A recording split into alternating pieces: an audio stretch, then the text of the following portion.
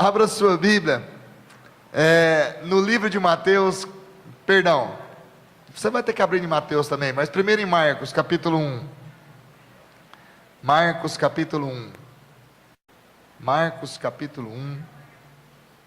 Marcos está depois de Mateus, capítulo 1, versículo 16. Encontrou? Diga glória a Deus. Amém? Diz assim a palavra do Senhor, Marcos capítulo 1, versículo 16. Caminhando junto ao mar da Galileia, viu os seus irmãos, Simão e André, que lançavam a rede ao mar, porque eram pescadores. Disse-lhe Jesus: vinde após mim, e vos farei pescadores de homens. Então eles deixaram imediatamente as redes e o seguiram. Amém? Volta a tua Bíblia para Mateus capítulo 16. Mateus 16, versículo 13. A palavra imediatamente no livro de Marcos, ela aparece 42 vezes. É uma afirmação que Marcos fala a respeito dos discípulos, o id. Mateus 16, versículo 13, encontrou? Indo Jesus para os lados de Cesareia de Filipe, perguntou um dos seus discípulos: quem diz o povo ser o Filho do Homem? E eles responderam: uns dizem João Batista, outros Elias, e outros Jeremias, e alguns dos profetas. Mas vós, continuou ele, quem dizeis que sou? Respondeu Simão Pedro: tu és o Cristo, o Filho do Deus vivo. Então Jesus lhe afirmou: bem-aventurado é Simão Barjonas, porque não foi carne e sangue que te revelou, mas meu Pai que está no céu. Também eu digo que tu és Pedro, e sobre essa pedra edificarei a minha igreja, e as portas do inferno não prevalecerão contra elas. Amém? Agora vai para o livro de Lucas, comigo. Falei que você ia ler bastante a Bíblia hoje. Se eu não falei, eu estou falando agora. Lucas versículo 22. Capítulo 22, perdão. Versículo 31 e 34. Gustavo, melhora para mim o retorno aqui, eu estava forte. Encontrou?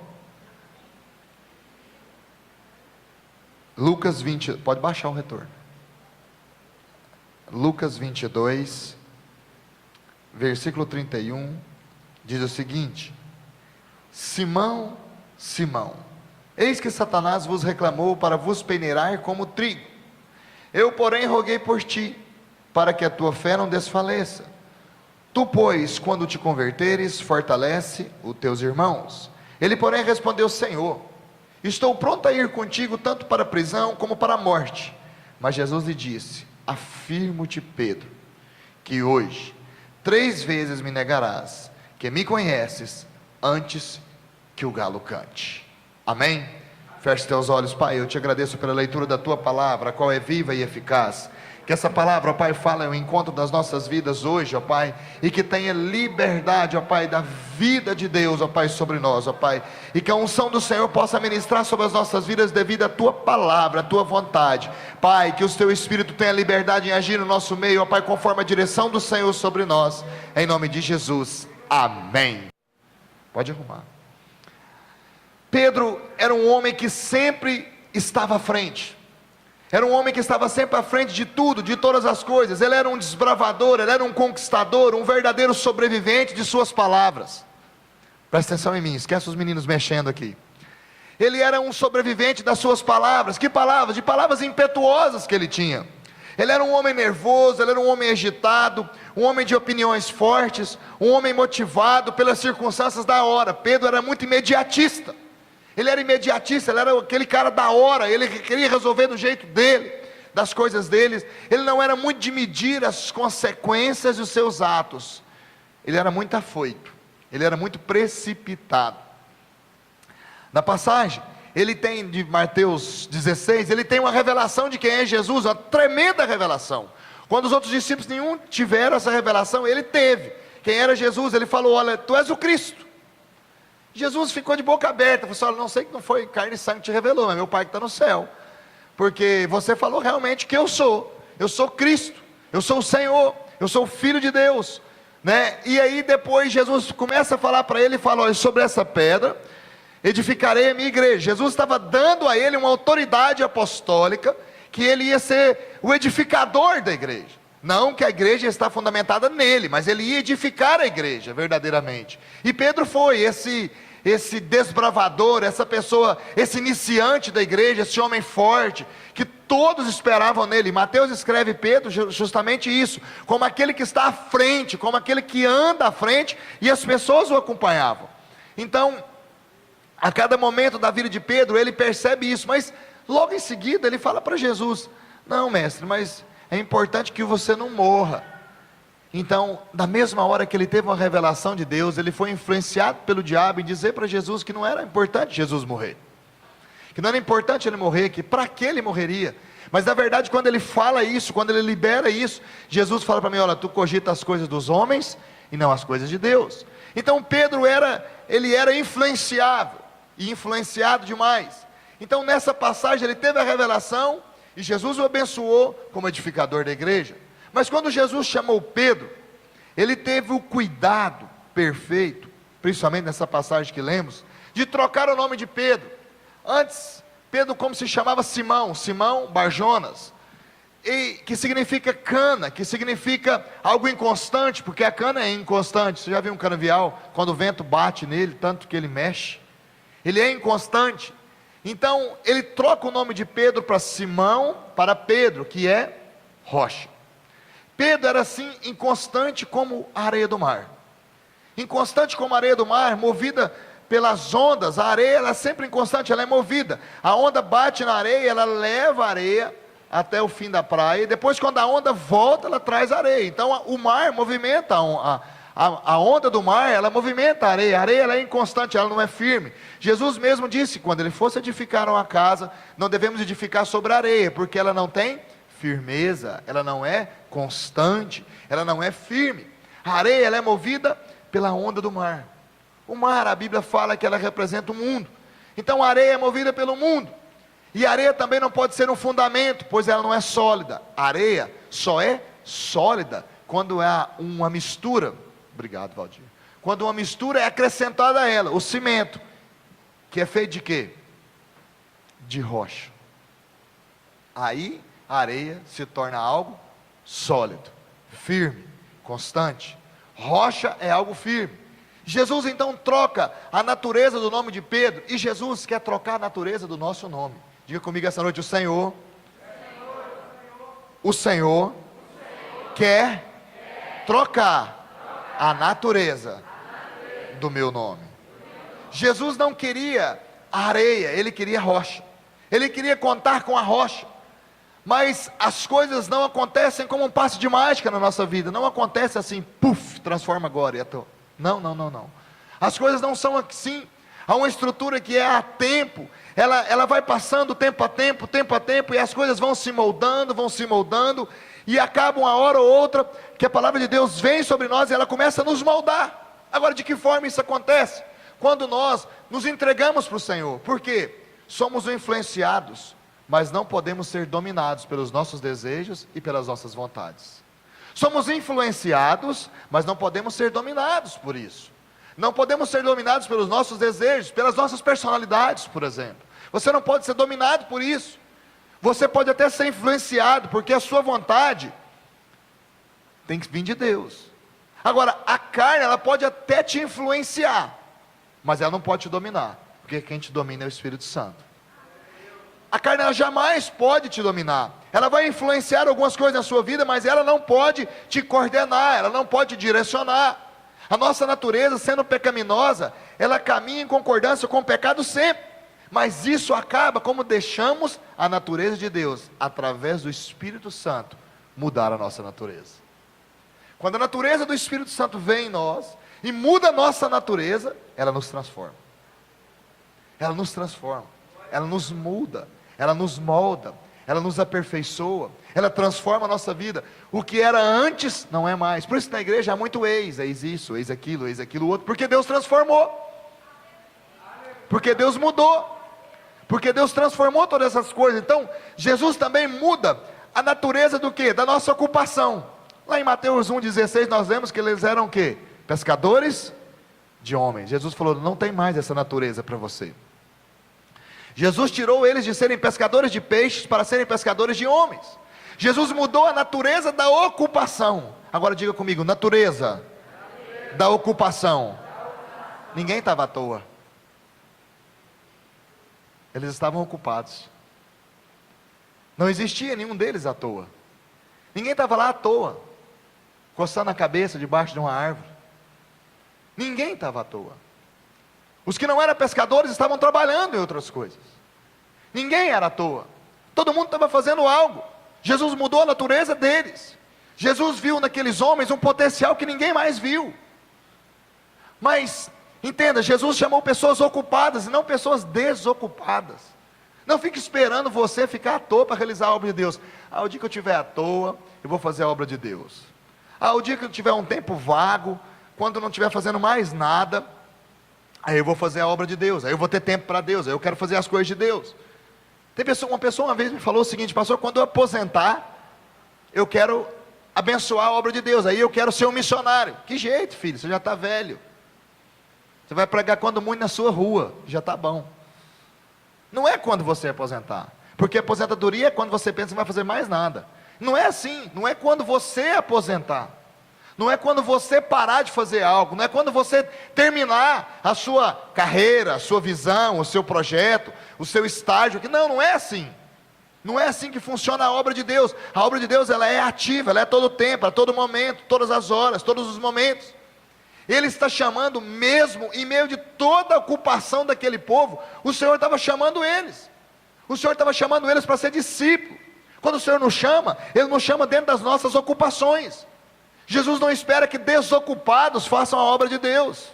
Não tenho nada para fazer, vou ser pastor. Eu não tenho nada para fazer, agora eu vou ser pastor. Eu não tenho nada, agora... E sabe que isso é uma concepção das pessoas. Uma vez eu estava na fazenda, e o João Augusto perguntou para o Leandro, pai, o que o pastor faz? Ele falou, meu filho, ele é pastor. Não, pai, eu quero saber o que ele trabalha. Terrível, mas é verdade. A pessoa já entra com essa mentalidade. O cara não faz nada. Ele é pastor, ele não faz nada. Entende? Ele faz a obra. Não, ele é líder de célula, não faz mais nada, só prega na minha célula. Não é assim. Não funciona dessa maneira, não é desse modo que o Senhor vê. Ele chama pessoas ocupadas. Cristo falou para eles, olha, vou fazer vocês de pescadores de homens. Jesus não espera que desocupados façam a obra de Deus. Então, eu não vou fazer mais nada, agora eu vou só me dedicar à célula. Não é assim que funciona a obra de Deus. Jesus quer mudar a maneira de nós vermos as coisas. O Senhor deseja injetar no nosso coração o amor, o zelo pela obra de Deus. Quando não temos compromissos com Deus, Ele não tem compromisso conosco. Ele só tem esse compromisso conosco porque Deus nos ama demais. Mas na verdade, se você olhar para você, você vai pensar que Deus não teria que ter compromisso com você. Se eu olho para mim, eu fico pensando, Deus não teria que ter compromisso comigo. Porque somos falhos, erramos, falhamos. E às vezes, quando nós olhamos para nós mesmos, nós pensamos assim, será que o Senhor realmente tem um compromisso comigo? Se Deus tiver o mesmo compromisso que eu tenho com Ele, meu Deus, cuidado, que dó que eu tenho de mim, que eu preciso dEle para tudo. Agora, Jesus quer mudar essa maneira de vermos as coisas. Veja, é simples analisar o nosso compromisso, é simples analisar os nossos compromissos, é muito simples. Se você não vai aos eventos da igreja, não vai a nenhuma célula, não vai às redes, não lê a Bíblia, não ora, e quase vem aos cultos, você pode dizer que isso é um compromisso? Com Deus, com a obra de Deus? Não, pastor, o senhor também pegou pesado, né? Seja mais leve. Então você é mais leve. Qualquer coisa te tira dos cultos de domingo. Estou pensando só num dia da semana. Qualquer coisa te tira do culto. Qualquer coisa, uma gripe, um sono, um programa, um filme, um jogo qualquer coisa mais atraente do que cultuar a Deus, porque não é escutar o pastor, é cultuar a Deus com a sua presença. Paulo diz lá em Romanos 12:1: rogo-vos, pois, irmãos, que apresenteis o vosso corpo como sacrifício vivo, santo e agradável a Deus, que é o vosso culto racional. É isso aqui, culto racional, saber que eu estou aqui para cultuar a Deus, saber que eu estou aqui para cultuar a Deus. Todos os dias eu tenho que cultuar a Deus, amado, mas há um dia que o Senhor separou para Ele. O domingo é dele, é a hora dele. Ah, mas eu não posso fazer nada no outro dia? Pode, é lógico que pode, deve. Mas um domingo, um dia separado para Ele, nada é mais importante do que esse dia para você. Nada pode ser mais importante. Ele precisa ser somente seu e de Deus esse dia. Sabe por quê? Porque Jesus ama formar pessoas.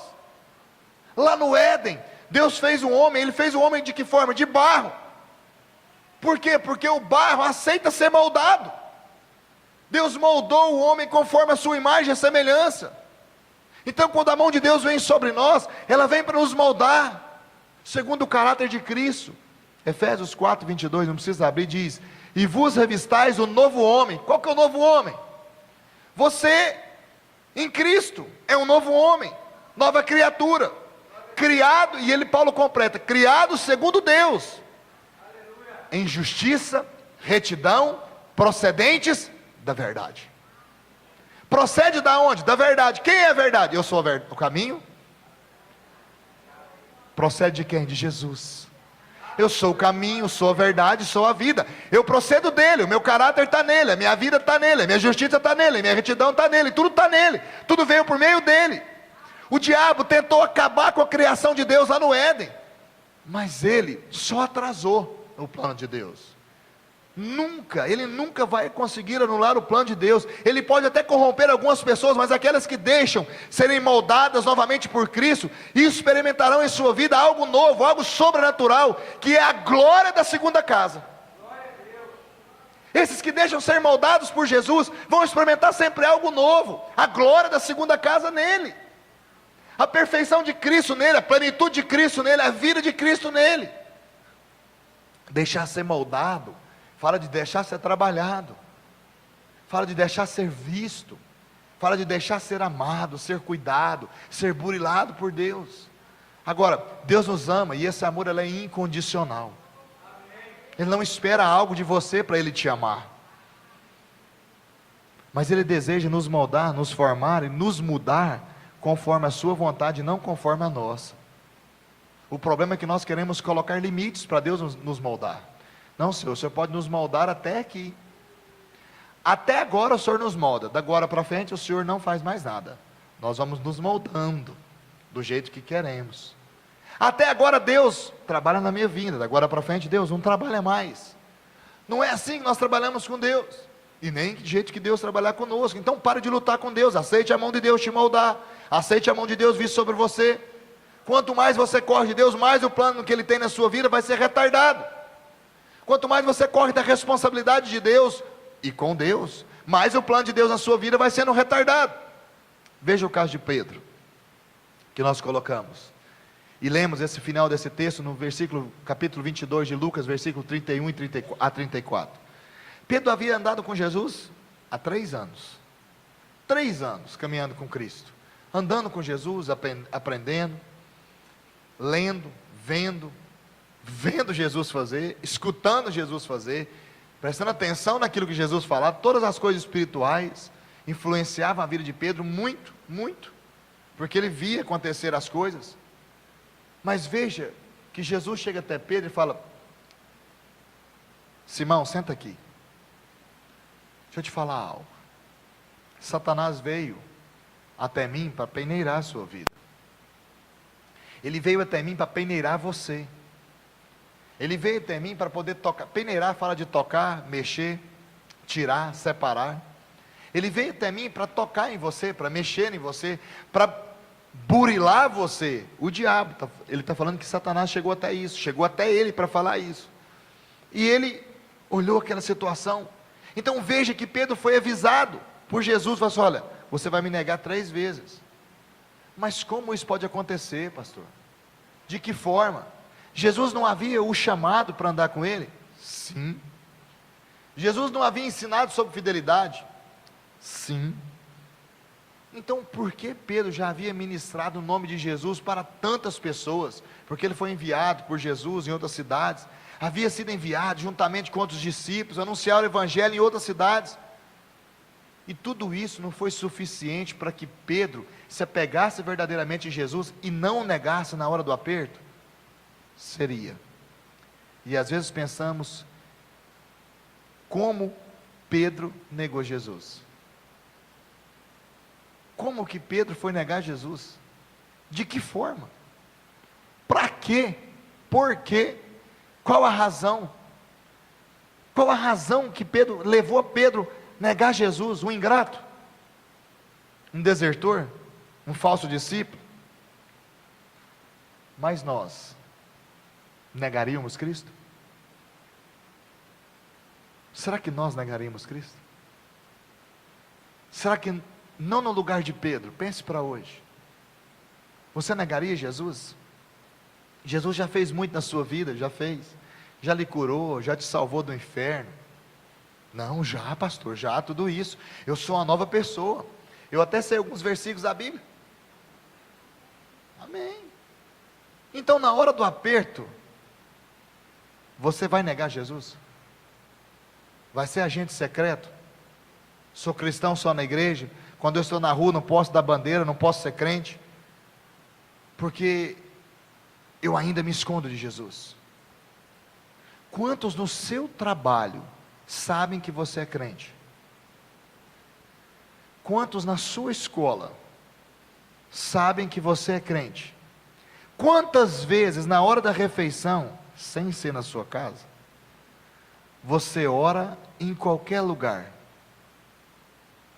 Eu tomei uma atitude diante de Deus, que agora eu oro na refeição em qualquer lugar que eu esteja. Seja no McDonald's, seja na churrascaria, seja no pit dog, seja na pizzaria, em qualquer lugar, na hora da refeição, eu tenho que prestar culto ao meu Deus. Você sabe a história da onça, da refeição? Corria, um rapaz foi caçar e de repente ele dormiu, ele e outro jovem, e ele acordou e deu de cara com a onça, e ele saiu correndo, para um lado e para o outro, ele corria, e o outro rapaz com ele, correndo, e de repente, a onça os encurralou. Quando ela encurralou ele começou a orar, e o outro rapaz disse: rapaz, você está orando para quê? O que vai adiantar você orar agora? Ele começou a orar, e aí a hora que ele abriu os olhos, a onça também estava de joelho orando. Ele falou para a onça: a senhora também é crente? Ele falou: sou. Ah, que benção, nós somos irmãos. E a senhora? Não, eu estou agradecendo o alimento. Ia comer eles. Você tem que orar em qualquer lugar. Tem uns rindo ainda. Diante de Deus, você tem que orar em qualquer lugar. Deus é que te forneceu o alimento, Ele que te forneceu aquilo, amado. Aí por que você ora então, pastor? Eu faço questão de orar, sabe por quê? Para a pessoa estar perto de mim e perguntar por que eu estou orando. Eu fico doidinho para ela perguntar. Eu estou orando porque o Senhor me deu esse alimento. Eu quero agradecer a Ele pelo que Ele fez na minha vida, e porque Ele me deu isso. Eu quero falar de Jesus para Ele, que seja em qualquer lugar, nem que eu tenha que perder a refeição. Por quê? Não, porque Ele me ama. Eu quero falar porque Ele me ama, porque Ele me ama tanto, que Ele falou de mim para o Pai. Senhor, não deixa perder nenhum daqueles que o Senhor me deu. Não deixa não, Pai. Pai, o Senhor amou o mundo de tal maneira que me deu por causa deles. Ele falou de mim para o Pai, falou para o Pai: não seja a minha vontade, seja a vontade do Senhor, para que complete neles a obra que o Senhor tem em mim. Ele falou de mim para Deus. Ele chegou diante de Deus e falou: olha, eu vim para todos eles, não deixa nenhum deles se perder, não deixa nenhum deles se perder, eu quero eles para mim, o Senhor me deu eles. Ele chegou diante do Pai, olhou para você e falou: Pai, eu amo eles, e o Senhor me mandou aqui para morrer por eles. Entende? É um amor demais que Ele tem por nós. Esse amor que Ele tem por nós, ele é verdadeiro. Agora eu tenho que dar exemplo de crente que eu sou. Não, tem uma história, amado, que eu já até contei ela aqui uma vez, mas todas as vezes que eu me lembro dessa história, não tem lógica. E aconteceu aqui em Piracanjuba, a menina foi visitar a cabeleireira, e de repente chegou outra, começou a falar de crente. Ela pegou e falou para ela, uai, a cabeleireira falou para ela, eu corto seu cabelo há tantos anos, você é crente? Ela falou, uai, crente tem que ter uma estrela na testa? Ela falou, não, tem que ter estrela na testa não, só tem que dar testemunho que é crente. Que coisa. Há tantos anos, ela só soube que ela era crente, porque a outra chegou e falou paz, ela falou paz, aí a cabeleireira descobriu que ela era crente. Você imagina o testemunho dela, há quantos anos cortando o cabelo? E a pessoa não sabia que ela era crente, não sabia quem ela era, não sabia. Crente tem que ter estrela na testa? Não, não tem que ter, mas tem que ser diferente, tem que dar testemunho. Você pode escolher o que quiser, mas entenda, Jesus disse a Pedro, Satanás havia pedido para eu peneirar, para ele te peneirar, te selecionar, te coar, mexer em ti. Falou para Pedro, mas Jesus havia intercedido por ele. Aí Jesus falou, mas eu intercedi por você, pois mesmo já caminhando com Jesus, ele ainda não tinha sido convertido. Pedro não tinha sido convertido, ele não estava naquela situação, numa situação difícil. Coisa mais linda. Maninho, essa é bonita, viu, meu querido? Ainda bem que puxou a mãe. Tomara que todas as outras continuem assim. Então, a questão de Pedro e ele, e Jesus, era única. Pedro não tinha convertido. Quem ainda não escute isso. Quem ainda não se converteu, costuma negar Jesus. Quem ainda não se converteu, costuma negar Jesus. Pedro não tinha se convertido, por isso que ele negou Jesus. Primeira oportunidade ele negou, não conheço esse rapaz não. Entende? Se você anda negando a Cristo, quero te trazer uma má notícia, uma péssima. Você ainda não se converteu. Agora, o que é negar? É dizer que eu não conheço ele, pastor, eu conheço.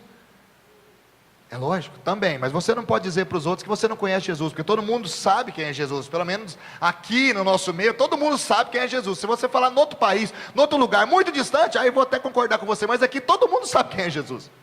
Então falar que você não conhece Jesus é impossível. Agora você nega Jesus quando? Quando você comete os absurdos que você anda cometendo. Quando você deixa a carne agir, mostra que o domínio do Espírito Santo passou longe de ti. Negar Jesus é quando você mente, quando você se envolve com idolatrias, quando você deixa ser corrompido pelo mundo, quando você rouba, quando você trai, quando você não é fiel a Ele e aos outros.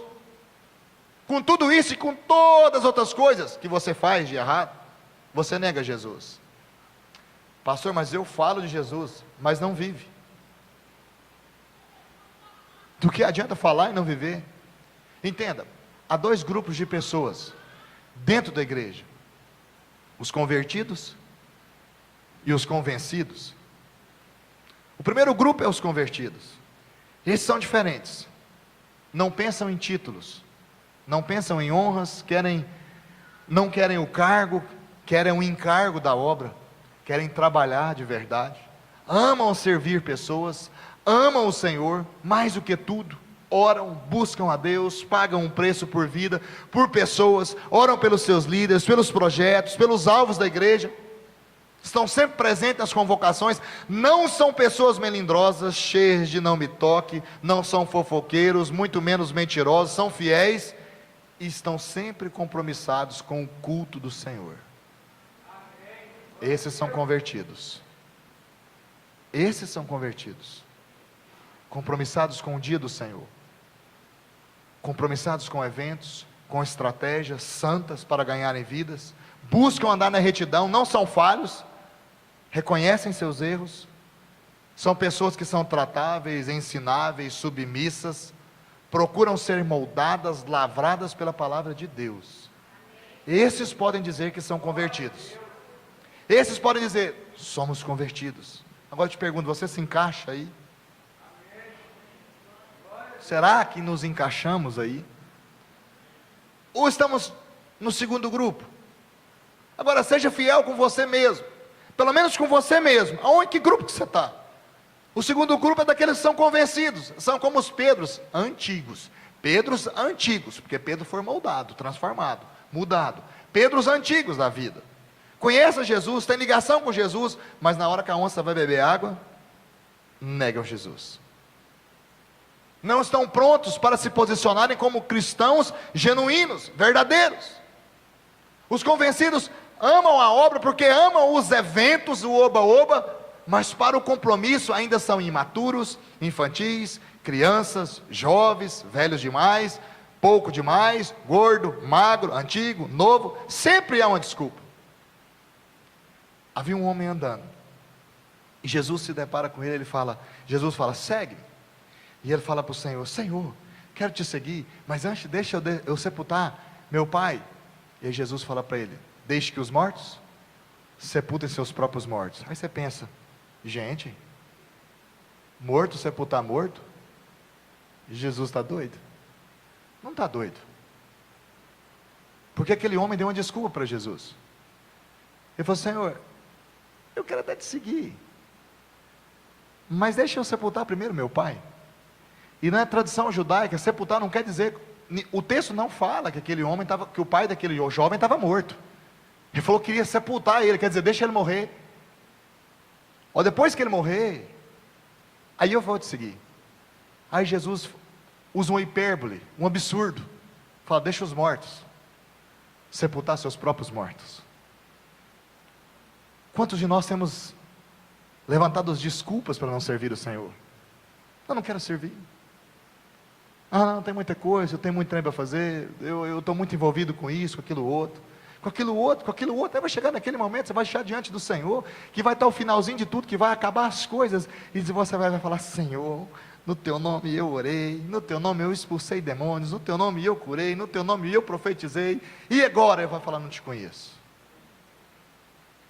Apartai-vos de mim, porque o reino é para as ovelhas, e não para os cabritos. É ruim essa passagem, porque ela é dura. É triste essa passagem, porque ela é verdadeira. E fala conosco. Agora, não, eu sou jovem demais, eu sou velho demais, eu sou imaturo demais, não dá para me envolver, eu não posso me envolver, eu estou sem experiências, pastor. Desculpas e mais desculpas. Sabe que Jesus, o que Ele mais quer é escutar de você, eu quero te servir, Senhor. Eles não querem se envolver porque simplesmente não querem, porque querem negar Jesus com as suas palavras e com o seu testemunho. Esses são convencidos ao Evangelho. Pastor, mas são salvos? Creio que não, porque ainda não se converteram. Porque a Bíblia diz que para ser salvo, você tem que confessar com a boca e crer com o teu.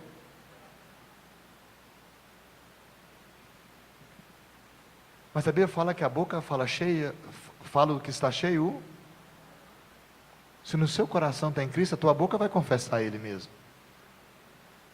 Se você não confessa Cristo, seu coração não está cheio dele. Se você não fala dele, o teu coração não pulsa Ele. Se você não tem Ele como parâmetro na sua vida, o seu coração não tem Ele. Se você ainda é agente secreto, no seu coração também Ele está em secreto. Ele está em lugares secretos no seu coração. Esses não podem ser conhecidos como vencedores, porque um vencedor nunca vai negar o seu Senhor. Um vencedor nunca vai negar o seu Senhor, aquele que o fez, mas que é vencedor. Ele nunca vai poder negar Ele. Agora, vá um pouquinho para frente na tua Bíblia, no livro de João. E eu quero dar seguimento a essa palavra domingo que vem, mas eu quero terminar algumas coisas com você. No livro de João, capítulo 21. Porque Deus ministrou muito ao meu coração essa semana, algumas passagens da Bíblia. E eu não queria que você ficasse sem as mesmas ministrações que Deus falou comigo. Capítulo 21, versículo 2. 21. Depois disso, tornou Jesus a se manifestar aos discípulos, junto ao mar de Tiberíades. Mar de Tiberíades é o mar da Galileia. E foi assim que ele se manifestou. Estavam juntos Simão, Pedro, Tomé, chamado Dídimo, Natanael, que era de Caná da Galileia, e os filhos de Zebedeu, Tiago e João, e mais 2 dos seus discípulos. Disse-lhes Simão Pedro: vou? Fala comigo, vou pescar. Aí os outros disseram: também vamos contigo. E saíram e foram pescar. Veja que quando a pessoa é um convencido e não um convertido, logo que o líder o abandona, ele deixa o exemplo que ele teve do evangelho e volta às velhas práticas. Da onde que Jesus tirou Pedro? De ser pescadores? De homens. Falou para ser pescador de homem. Tirou Cristo, tirou Pedro da onde? De ser pescador de quê? De peixes. Mas aí, Pedro nega Jesus. E aí a Bíblia fala que Jesus foi crucificado, morreu, ressuscitou, apareceu para os discípulos. Mas ele não estava andando com eles mais, tempo a tempo. E um tempo se passou, e de repente, Pedro olha e fala: tudo que passou, passou. Ele não era convertido ainda, ele não teve como base nada disso, tudo que passou, foi alguma experiência na minha vida, eu vou pescar. E os discípulos na mesma hora, porque Pedro, lembra que eu te disse que Pedro era um referencial, que a autoridade foi dada para ele, que ele estava à frente, os discípulos os seguiram. Nós também vamos. Ele voltou às velhas práticas. Pedro havia voltado a pescar, ainda por cima levou consigo os outros discípulos. O diabo tentou levar a Pedro a ser como era antes de conhecer Jesus, um mero pescador. É como o diabo falasse para ele: olha, volta às velhas práticas. Quem é Jesus? Ele não anda mais contigo. Ele, tá bom, morreu, ressuscitou, está aí andando, está aparecendo para um e para outro, já apareceu para vocês, mas volta às velhas práticas.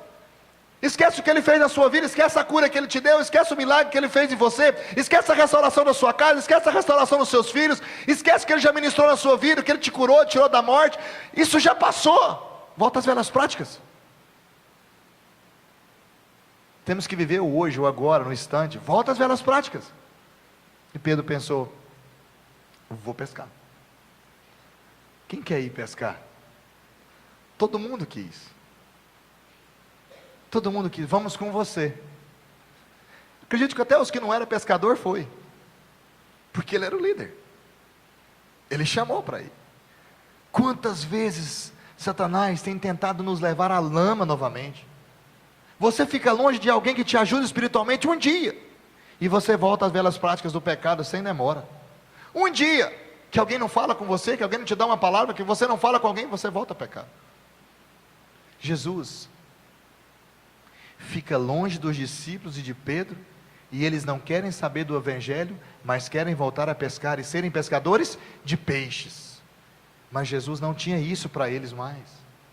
Jesus não tinha esse tipo de pesca para eles. Jesus não tinha esse tipo de pesca para eles mais. Não era isso que o Senhor tinha para ele mais. Quando o Senhor te marcou, amado, e se essa marca foi para valer, foi para valer mesmo. Se realmente isso aconteceu com você, você nunca mais vai ser o mesmo.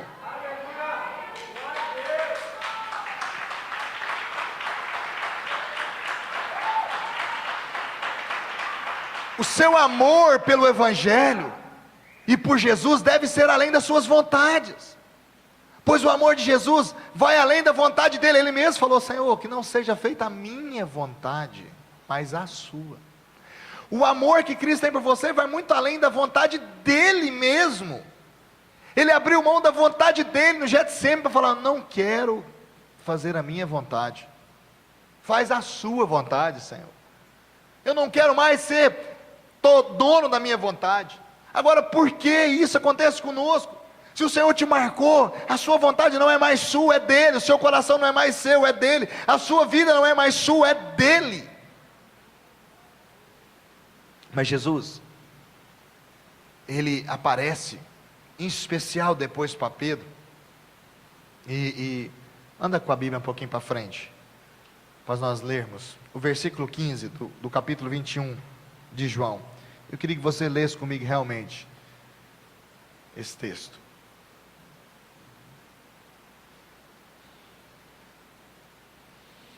João 21, 15, amém? Todos encontraram? Queria que você realmente acompanhasse comigo. Depois de terem comido, perguntou Jesus a Simão Pedro: Simão, filho de João, ama-me mais do que estes outros? Ele respondeu: sim, Senhor, tu sabes que te amo. Ele disse: apacenta meus cordeiros. Tornou-lhe a perguntar-lhe pela segunda vez: Simão, filho de João, tu me amas? Ele disse: sim, Senhor, tu sabes que te amo. Disse-lhe Jesus: pastoreia minhas ovelhas. Pela terceira vez Jesus lhe perguntou: Simão, filho de João, tu me amas? Pedro entristeceu-se por ele lhe ter dito pela terceira vez: tu me amas. Respondeu-lhe: Senhor, tu sabes todas as coisas, tu sabes que te amo. Jesus disse: apacenta as minhas ovelhas. Amado, Jesus aparece para Pedro novamente, e nesse texto, cada pergunta feita de Jesus a ele, o Senhor ministra no coração de Pedro cura e transformação de vida, fazendo Pedro agora um homem diferente, pois somente agora Pedro havia tido um encontro pessoal com Jesus. O encontro pessoal com Jesus fala de você e ele, é um encontro entre você e ele, é você e Cristo, é algo pessoal, é algo diferente. Mesmo que aqueles que estão na igreja como convencidos do evangelho, precisam urgentemente ter um encontro pessoal com Jesus. Às vezes você está na igreja há muito tempo e precisa ter um encontro pessoal. Pedro, depois de um encontro com Jesus, percebeu que ser discípulo dele não era um cargo, mas era um encargo para o resto da sua vida. Era um encargo para o resto da vida dele, porque agora ardia em Pedro a responsabilidade do evangelho de Deus. Agora o evangelho tem sido para nós uma responsabilidade. O ir à célula, o ir ao culto, o ir à rede, somente como um passeio, ou como uma responsabilidade de ser testemunha daquilo que o Senhor quer para mim. Ainda continua sendo uma pessoa, às vezes cheia de melindres, cheia de picuinhas da carne. Veja que profeticamente Jesus quebrou cada vez que Pedro negou dele, fazendo para ele o quê? 3 perguntas. Pedro nega Jesus 3 vezes, Jesus faz 3 perguntas a ele. Sabe, porque muitos ainda não decidiram por Jesus verdadeiramente. Você sabe por quê? Porque você ainda não teve um encontro com ele como Pedro teve. Às vezes você pode ser, até dizer: não, pastor, mas eu entendo o que Jesus fez por mim. Mas será que realmente entende? Será que você entende esse texto em dizer o que o Senhor falou para ele? Antigamente eu achava que esse texto era algo só profeticamente, aquilo que Jesus tinha falado profeticamente, para quebrar as palavras proféticas de Pedro contra, Cristo 3 vezes negando, e Cristo fala para ele: tu me amas 3 vezes, para quebrar aquele estágio profético naquele momento, para que Pedro esquecesse daquilo. Mas não, quando eu li e comecei a entender certas coisas, o Senhor ministrou o meu coração. E no original esse texto tem um significado diferente, pelo fato que João, ao escrever o seu livro, ele faz um jogo de palavras, mudando o sentido de cada palavra. E quando João escreve esse texto, ele havia já presenciado a mudança de Pedro. Quando João escreve o livro de João, já foi mais à frente, ele já havia presenciado as mudanças na vida de Pedro, quem Pedro tinha se tornado, quem Pedro era. Agora o líder realmente da igreja, um homem de posição, um homem de palavra, que uma só palavra converte 3.000 pessoas, no primeiro ato, quando ele é cheio do Espírito Santo, lá em Atos capítulo 2, então Pedro começa a estar cheio da palavra de Deus, cheio da vida de Deus, cheio da unção de Deus, e João escreve isso sabendo quem era Pedro. Então ele faz um jogo de palavras, e nós chamamos isso de uma revelação contínua, de uma revelação progressiva, que João tem da vida de Pedro, e ele escreve esse texto, e ele escreveu em grego, e a palavra grega, em grego, o evangelho em grego, ele tem alguns sentidos. Por exemplo, a palavra amor, em grego, ela tem vários sentidos, no mínimo 3, na verdade 4, mas vamos basear em 3, quero falar só de 2, ágape, que é o amor de Deus, filéu, que é o amor familiar, de irmãos, e podemos colocar irmãos, e eros, que é o amor carnal. 3, tá bom. Agora Pedro olha para João, e João olha a situação de Jesus. Jesus falou com ele em aramaico, mas João escreve em grego, e João pega e escreve isso, e eu quero que você entenda o que eu quero falar para você essa noite. Entenda isso, que você vai entender toda a diferença do texto. João começa a escrever e diz o seguinte para Pedro. Jesus começa a dizer o seguinte para Pedro: Simão Barjonas, você, acompanha o texto comigo, perguntou-lhe Jesus a Simão Pedro, Simão filho de João, tu tem ágape por mim a mais do que todos os outros? Ágape é o que? Amor de Deus, amor verdadeiro. Simão, tu tem ágape para mim acima de todos os outros? E aí Pedro responde: Senhor, tu sabe que tenho filéus por ti, tenho amor de irmão. Aí Jesus fala para ele: apacenta meus cordeiros. Simão, tu tem ágape por mim acima de todos os outros? Senhor, tu sabes que tenho filéu por ti, apacenta os meus cordeiros. Aí Jesus olha para ele e fala: Pedro, tu tens filéus por mim? Aí ele fala, a Bíblia fala que ele se entristece e diz para Jesus: tu sabes que tenho ágape por ti, que eu te amo mais do que tudo, que o amor de Deus está em mim por ti, que tu és verdadeiro, que tu és o Cristo, que tu és o Senhor, que tu és o Salvador. E Jesus diz para ele: apacenta as minhas ovelhas. Por que João escreve isso? Porque ele viu a revelação progressiva na vida de Pedro. Será que nós temos respondido ao Senhor dessa maneira? Às vezes o Senhor te pergunta: se tu me amas, você vai falar para Ele: Senhor, eu tenho filéu por ti, te amo como irmão, como amigo, como companheiro, como parceiro, como colega. Mas tu me amas? Tem ágape por mim? Você vai responder: Senhor, mas eu te amo, estou pronto, eu te amo. Como Pedro falou para ele: eu estou pronto para ir com o Senhor para qualquer lugar. Mas o amor dele era filéu. E quando veio a tentação, quando veio a disputa, quando veio a hora de chocar, ele falou: eu não conheço, eu não sei quem é, eu não conheço. Mas o amor ágape foi quando Jesus, a Bíblia fala que ele olha para Pedro, e Pedro sabe que ele negou Jesus, e a Bíblia diz que ele sai chorando copiosamente, porque o amor ágape de Deus fita o coração de Pedro. O amor de Deus tem fitado o nosso coração a todos os dias. O problema é que ele não tem sido correspondido da maneira que o Senhor quer que correspondamos, da maneira que Ele quer que respondamos Ele.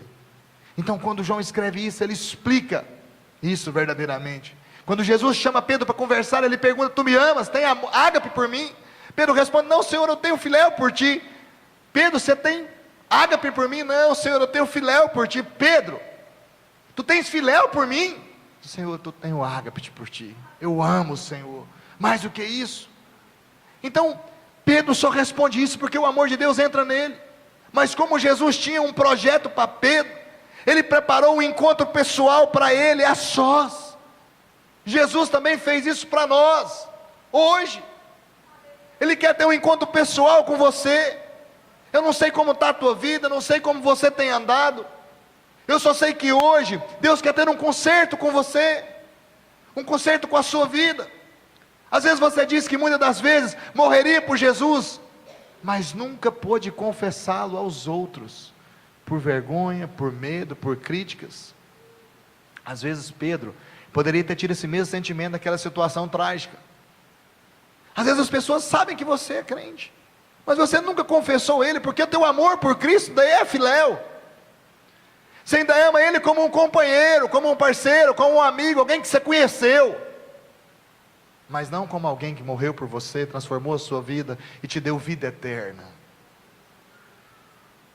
Não desse jeito, porque o dia que você amá-lo desse jeito, você vai passar de convencido para convertido verdadeiro, aquele que vai realmente se entregar por Ele. Porque quando João escreve isso, ele sabia da vida de Pedro, sabia de quem ele tinha se tornado. Às vezes, como nós estamos, podemos estar como a areia do mar, levados, sem firmeza, como um bordão, que era o nome de Pedro, uma cana caída. Jesus quer você como rocha firme nele.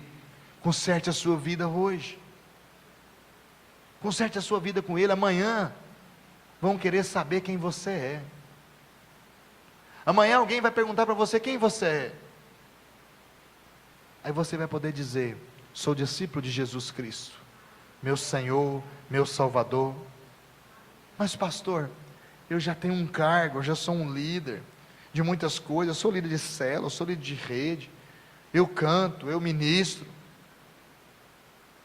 Se você está preocupado com o cargo, você ainda não tem o amor do encargo. Você só tem um título, você não tem um encargo. Essa noite a pergunta para nós é essa: nós amamos o Senhor? O Senhor essa noite te pergunta: tu me amas? Será que tu me ama? Você será a minha testemunha? Será que o Senhor pode olhar para você e ter você como testemunha dele? Se o Senhor te perguntasse essa noite se você realmente o ama, você estaria pronto para responder para ele? Se você realmente o ama? Queria que você fechasse os seus olhos.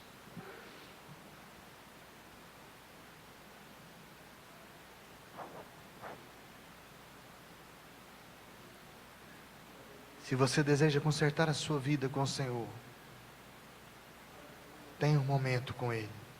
Queria que os meninos passassem um cântico: como eu te amo. Tenha o seu momento com Ele. Não perca essa oportunidade. Há uma oportunidade única que o Senhor te dá. Quando Ele mandou os discípulos avisarem que Ele tinha ressuscitado, Jesus deixou uma palavra clara para os discípulos. Ele disse: avisa-os que eu ressuscitei. Conte a todos. E a Pedro. Cristo tinha como se fosse uma obsessão nisso, em contar para Pedro, porque ele queria ter uma conversa com Pedro. E ele teve essa conversa com ele. E essa conversa foi fundamental, porque esse homem edificou essa igreja debaixo da palavra de Cristo. Cristo quer edificar a tua vida. Você hoje é a igreja do Senhor, é templo do Senhor, é morada do Espírito Santo. Ele habita em ti, Ele habita em você. Que tipo de amor você tem demonstrado para o Senhor? Que tipo de amor você tem demonstrado por Ele? Por tantas coisas que Ele tem livrado você, por tantas coisas que Ele fez para você. Quantas vezes tirou da morte, tirou da solidão, tirou da tristeza. Quantas vezes Deus te abençoou, amado. Quantas vezes o Senhor poupou a sua vida, porque Ele quer ter um encontro com você. Quantas vezes o Senhor fez algo por você que você nem sabia que Ele fez. Você tem ágape pelo Senhor, você ama Ele verdadeiramente, mais do que todas as coisas da sua vida. Maravilhoso, meu grande eu sou. Pedro disse para Jesus: Eu não sou nada, eu te amo mais do que todas essas coisas. A Bíblia diz que ele se entristeceu, mas ele não se entristeceu com Jesus, ele se entristeceu com ele mesmo, em ter respondido negativamente para o Senhor. Ele disse para o Senhor: eu te amo mais do que todas essas coisas. Tu sabes que eu te amo, tu sabes que eu te amo.